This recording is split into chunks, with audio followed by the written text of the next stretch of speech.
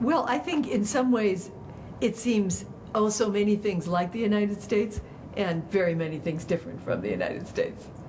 I was just thinking on coming on the way back how in the United States you have people living rurally, separated from each other, especially when you have a ranch culture.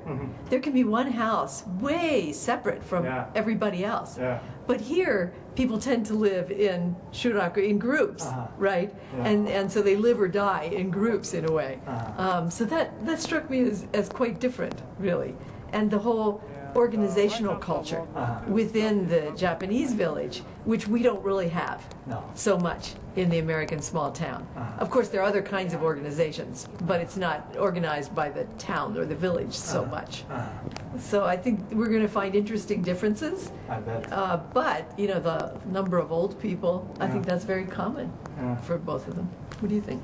Right, the aging demographic, that was one common feature, the notion that the young people are leaving, and whether they want to or not, having to do that without much choice because of opportunities. What we talked about biofuels and the opportunities for developing that sector, a lot of similarities there, but of course the way those things play out on the ground might be quite different.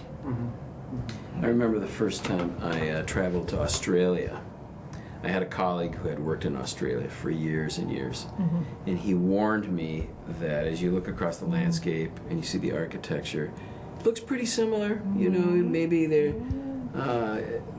language sounds different, but you go into a store on the corner and you're going to recognize some of the same kinds of things.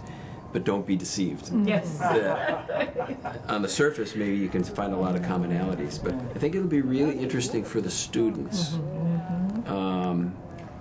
to experience both some of the things that seem familiar to them, but then to begin over time to realize, like Kate and I will need to realize, you've had experience, so you know what you're seeing. But we look at some things, and I just know there are layers beneath layers of complexity that will be fun for the students to learn, and we'll be learning right along with them. Sure.